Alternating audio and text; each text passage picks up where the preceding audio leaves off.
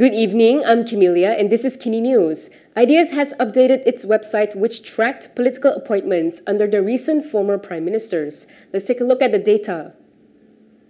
Former Prime Minister Najib Abdul Razak had the highest number of political appointments with 301. Meanwhile, Prime Minister Anwar Ibrahim has the second lowest so far with 95. This is according to the Institute for Democracy and Economic Affairs. The think tank had ranked recent former prime ministers on their website Pantau Kuasa based on the number of political appointments made. The rankings from highest to lowest are Najib with 301, Ismail Sabri Yaakob with 273, Muhyiddin Yassin with 186, Anwar with 95, and Dr Mahathir Mohamad with 86. Its public finance assistant research manager Doris Liu pointed out that Ismail and Muhyiddin were only in office for 15 months and 17 months respectively. She said that having that high number of political appointments is particularly concerning. Ideas said they tracked 135 federal statutory bodies, or FSBs, and 283 government-linked companies from the Najib to Anwar administrations for the website.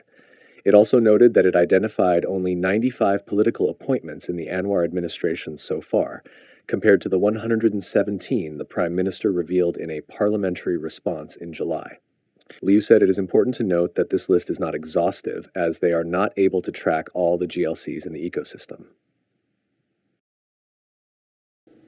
Nur Jazlan has commented on the demands for a coalition government in Johor. He said his reprimands were in the best interest of the government and urged Harapan to accept them with an open heart. Umno Supreme Council member Nur Jazlan Mohamed has used a poker analogy to drive home the importance of Pakatan Harapan being more receptive to suggestions and reprimands. This is so that differences within the coalition government can be ironed out before the next national polls. In his latest analysis, Jazlan said, in the context of a poker game, only the truly skilled and experienced are qualified to sit at the main table. He said for him, only Umno, DAP, and GPS can be equated with professional poker players who know when to bluff, when to raise, and when to take risks. He added that they have the strength in members, supporters, and the machinery. According to him, the two shouldn't be at the table, as they depend on luck and the defeat of their rivals, not the strength of their machinery or strategies. He said it is evident that whenever there is an opportunity, PKR and Amanah demand more seats and positions despite not being the dominant forces in the alliance. However, he claimed that in reality, they are just passengers fighting for seats on a plane piloted by Umno and DAP. The Johor BN deputy chairperson was commenting on the demands for a coalition government in the state if Umno won the Mahkota by-election.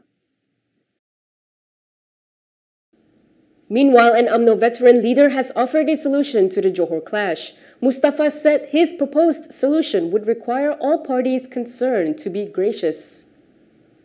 Umno Veterans Secretary Mustafa Yaakob has proposed a middle path as a potential solution to calls for a state coalition government in Johor. This came after calls for a Johor coalition government appeared to have reached an impasse after repeated resistance by the state Umno leadership. Mustafa urged leaders from the government's component parties to have a big heart and accept the plan. When contacted by Malaysia Kini, he said a coalition government in Johor could be established without reshuffling the existing state government leadership structure under Menteri Besar On Hafiz Ghazi. Instead, he proposed that the involvement of parties other than BN in Johor be considered in state government agencies and local authorities by appointing councillors. He said in order to realize this, all parties need to be gracious, and the important thing is not to interfere with the existing state government administration. Just a day after BN's victory in Mahkota, Amanah Youth Chief Hasbi Muda renewed a call for Pakatan Harapan elected representatives to be formally appointed as a part of BN's state administration. However, Umno rejected the call, with leaders like Party Youth Chief Dr Muhammad Akmal Saleh reportedly saying there was no need to do so, given the performance of On Hafiz's administration. Before we move on, if you'd like access to news like this and more, consider supporting us and donate to Kinitv by scanning the QR code on the screen. Next, a Malaysian Indian People Party leader has responded to Anwar Ibrahim over his remarks on the education subsidies. This was what he said. Malaysian Indian People Party Deputy President S. Subramaniam has criticized Prime Minister Anwar Ibrahim. This was for the latter's comments on the elite and the wealthy. The Perikatan National Component Party leader told Malaysia Kini that Anwar's remark about the group made it seem as if it were a sin to be rich under the Madani government. He claimed that since Anwar's first day as Prime Minister, he has been pressuring the elite and the rich with various allegations that carry the narrative that this group does not care about the government's development and is making money illegally.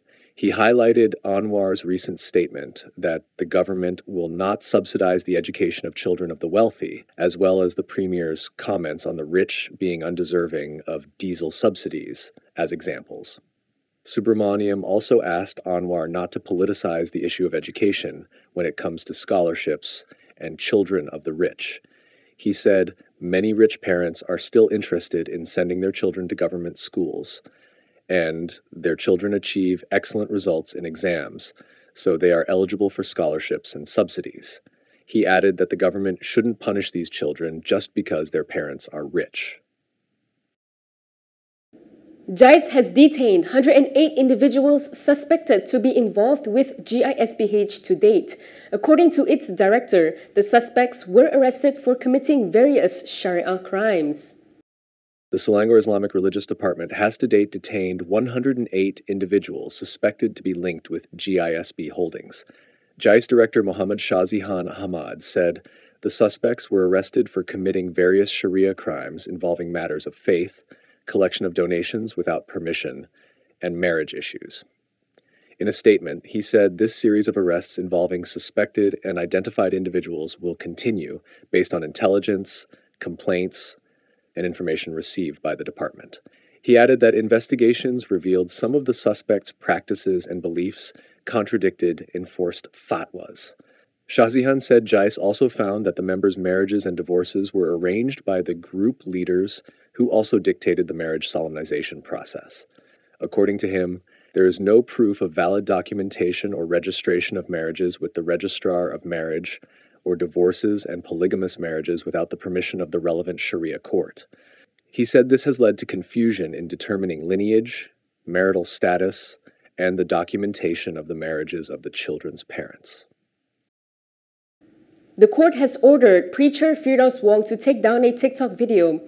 The video showed him advising a man on how to handle requests to convert to Islam from some teenagers. Several non-Muslim parents have obtained an interim court order for preacher Firdaus Wong to take down a TikTok video containing alleged advice for secret underage conversion.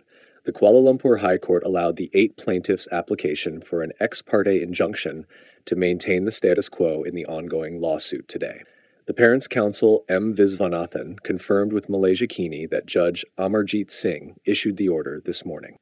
He said they are now in the process of serving a copy of today's restraining order on Firdaus. In June, Firdaus allegedly uploaded a video on TikTok showing him advising a man on how to handle requests to convert to Islam from some teenagers. The online video purportedly showed the controversial preacher engaged in a question and answer session at an event. For the record, there was a misconception linking the Q&A session to Firdaus advising a teacher. However, it did not involve a teacher, but rather a writer and TikTok influencer.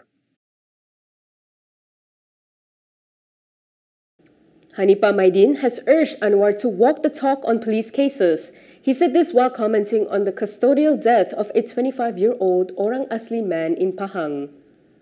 Mohammed Hanipa Maidin has told Prime Minister Anwar Ibrahim to act on cases involving the police.